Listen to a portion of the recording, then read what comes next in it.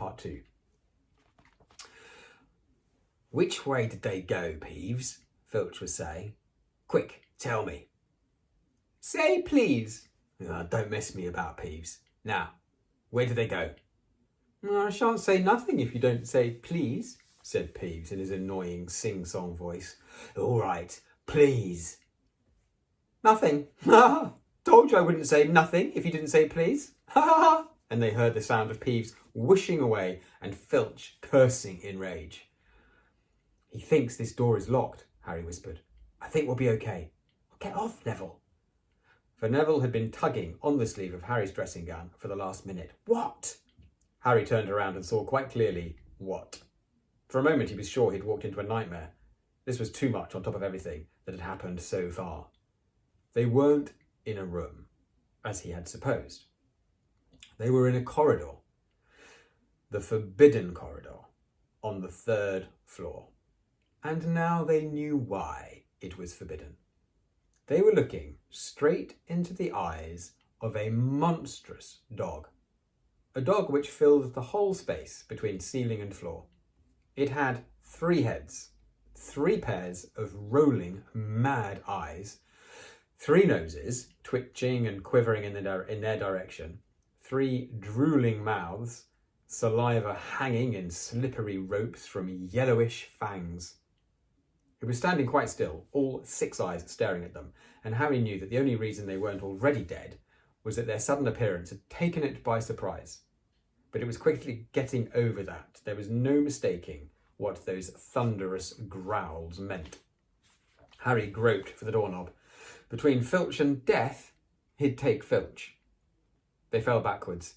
Harry slammed the door shut, and they ran. They almost flew back down the corridor. Filch must have hurried off to look for them somewhere else because they didn't see him anywhere. But they hardly cared. All they wanted to do was put as much space as possible between them and that monster. They didn't stop running until they reached the portrait of the fat lady on the 7th floor. "Oh, where on earth have you all been?" she asked, looking at their dressing gowns hanging off their shoulders and their flushed, sweaty faces. "Never mind that. Pig snout, panted Harry, and the portrait swung forward. They scrambled into the common room and collapsed, trembling, into armchairs. It was a while before any of them said anything. Neville, indeed, looked as if he'd never speak again. "What do you think they're doing, keeping a thing like that locked up in a school?" said Ron finally. "If any dog needs exercise, that one does." Hermione had got both her breath and her bad temper back again. "You don't use your eyes, any of you, do you?" she snapped.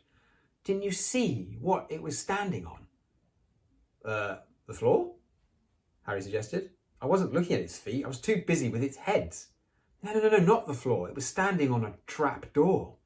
It's obviously guarding something." She stood up, glaring at them.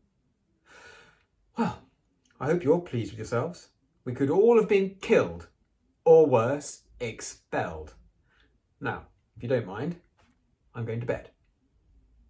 Ron stared after her, his mouth open. "Yeah, no, we don't mind," he said. "God, you'd think we'd dragged her along, wouldn't you?" But Hermione had given Harry something else to think about as he climbed back into bed. The dog was guarding something. What had Hagrid said? Gringotts was the safest place in the world for something you wanted to hide. Except, perhaps, Hogwarts. It looked as though Harry had found out where the grubby little package from Vault 713 was. Chapter 10. Halloween. Malfoy couldn't believe his eyes when he saw that Harry and Ron were still at Hogwarts the next day. Looking tired, but perfectly cheerful. Indeed, by next morning, Harry and Ron thought that meeting the 3-headed dog had been an excellent adventure, and they were quite keen to have another one. In the meantime, Harry filled Ron in about the package that seemed to have been moved from Gringotts to Hogwarts, and they spent a lot of time wondering what could possibly need such heavy protection. "It's either really valuable or really dangerous," said Ron. "Or both," said Harry.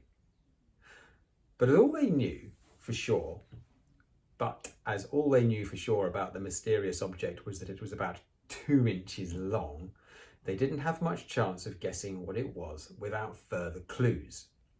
Neither Neville or Hermione showed the slightest interest in what lay underneath the dog and the trapdoor.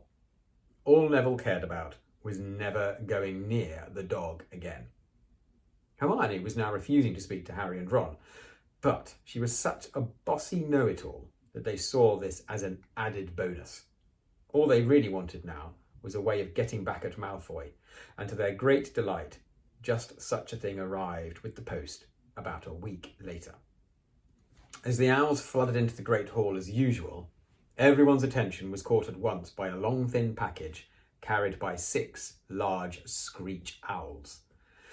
Harry was just as interested as everyone else to see what was in this large parcel, and was amazed when the owls soared down and dropped it right in front of him, knocking his bacon to the floor. They'd hardly fluttered out of the way when another owl dropped a letter on top of the parcel. Harry ripped open the letter first, which was lucky, because it said, "Do not open the parcel at the table. It contains your new Nimbus 2000. But I don't want everybody knowing you've got a broomstick, or they'll all want one. Oliver Wood will meet you tonight on the Quidditch pitch at 7 o'clock for your first training session. Signed, Professor M. McGonagall." Harry had difficulty hiding his glee as he handed the note to Ron to read. "A Nimbus 2000? Ron moaned enviously. "I've never even touched one." They left the hall quickly, wanting to unwrap the broomstick in private before their first lesson. But halfway across the entrance hall, they found the way upstairs barred by Crabbe and Goyle.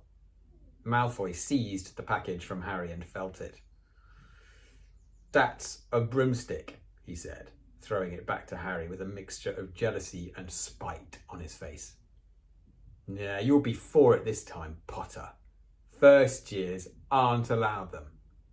Ron couldn't resist it. "Yeah, it's not any old broomstick," he said. "It's a Nimbus 2000. What did you say you've got at home, Malfoy? A Comet 260? Ron grinned at Harry. "Comets look flashy, but they're not in the same league as the Nimbus." "Yeah, what would you know about it, Weasley? You couldn't afford half the handle." Malfoy snapped back. "I suppose you and your brothers have to save up, twig by twig." Before Ron could answer, Professor Flitwick appeared at Malfoy's elbow. "Not arguing, I hope, boys?" he squeaked. "Potter's been sent a broomstick, Professor," said Malfoy quickly. Yes, that's right," said Professor Flitwick, beaming at Harry. "Professor McGonagall told me all about the special circumstances, Potter. And what model is it?" "A Nimbus 2000, sir," said Harry, fighting not to laugh at the look of horror on Malfoy's face. "And it's really thanks to Malfoy here that I've got it," he added. Harry and Ron headed upstairs, smothering their laughter at Malfoy's obvious rage and confusion. "Yeah, well, it's true," Harry chortled as they reached the top of the marble staircase. "If he hadn't stolen Neville's Remembrall, I wouldn't be in the team." "So I suppose you think that that's a reward for breaking rules?" came an angry voice from just behind them. Hermione was stomping up the stairs, looking disapprovingly at the package in Harry's hand.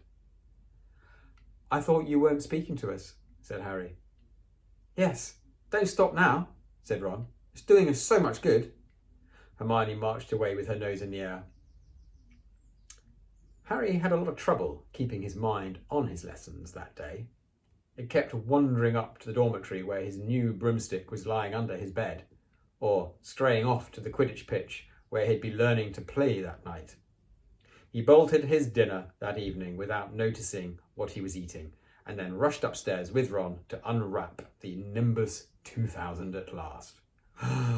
"Wow," Ron sighed as the broomstick rolled onto Harry's bedspread. Even Harry, who knew nothing about the different brooms, thought it looked wonderful. It was sleek and shiny with a mahogany handle, and it had a long tail of neat, straight twigs and Nimbus 2000 written in gold near the top. As 7 o'clock drew nearer, Harry left the castle and set off towards the Quidditch pitch in the dusk. He'd never been inside the stadium before. Hundreds of seats were raised in stands around the pitch so that the spectators were high enough to see what was going on. At either end of the pitch were 3 golden poles with hoops on the end. They reminded Harry of the little plastic sticks Muggle children blew bubbles through, except that they were 50 feet high. Too eager to fly again to wait for Wood, Harry mounted his broomstick and kicked off from the ground. What a feeling! He swooped in and out of the goalposts and then sped up and down the pitch. The Nimbus 2000 turned wherever he wanted at his lightest touch. "Hey, Potter, come down!" Oliver Wood had arrived. He was carrying a large wooden crate under his arm. Harry landed next to him. "Very nice," said Wood, his eyes glinting.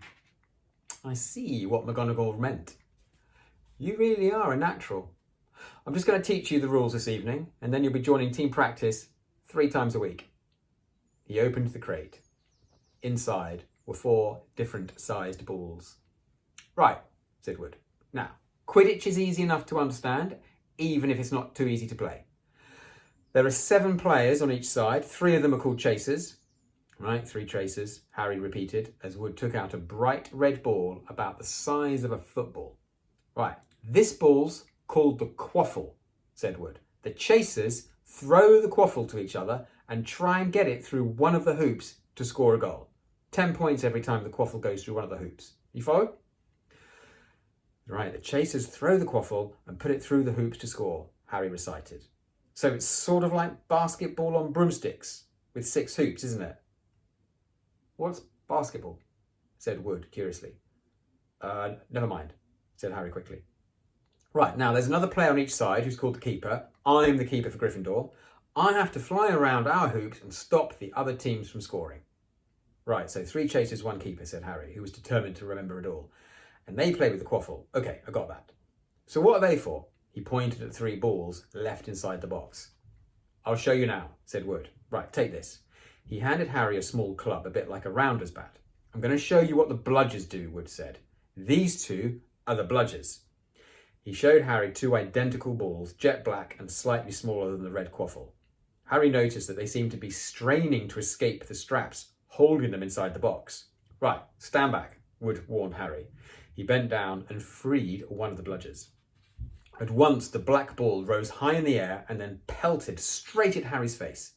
Harry swung at it with the bat to stop it breaking his nose and sent it zigzagging away into the air. It zoomed around their heads and then shot at Wood, who dived on top of it and managed to pin it to the ground. "See?" Wood panted, forcing the struggling bludger back into the crate and strapping it down safely.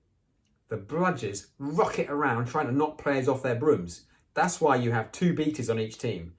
The Weasley twins are ours. It's their job to protect their side from the bludgers and try and knock them towards the other team. So, you think you've got all that?" "Right, so 3 chasers try and score with the quaffle, the keeper guards the goalposts, the beaters keep the bludgers away from their team," Harry reeled off. "Very good," said Wood. Have the bludgers ever killed anyone?" Harry asked, hoping he sounded offhand. "Yeah, never at Hogwarts. We've had a couple of broken jaws, but nothing worse than that." "Now, the last member of the team is the Seeker, and that's you. You don't have to worry about the quaffle or the bludgers. Yeah, except unless they crack my head open. Yeah, don't worry, the Weasleys are more than a match for the bludgers. I mean, they're like a pair of human bludgers themselves." Wood reached into the crate and took out the 4th and last ball. Compared with the quaffle and the bludgers, it was tiny, about the size of a large walnut. It was bright gold and had little fluttering silver wings. "This," said Wood, "is the golden snitch, and it's the most important ball of the lot. It's very hard to catch because it's so fast and difficult to see. It's the Seeker's job to catch it. You've got to weave in and out of the chasers, beaters, the bludgers and quaffle to get it before the other team's Seeker, because whichever Seeker catches the snitch wins his team an extra 150 points. So they nearly always win. That's why seekers get fouled so much. A game of Quidditch only ends when the snitch is caught, so it can go on for ages. I think the record is 3 months. They had to keep bringing on substitutes so the players could get some sleep. Well, that's it. Any questions? Okay, I'm going to stop that. See you tomorrow.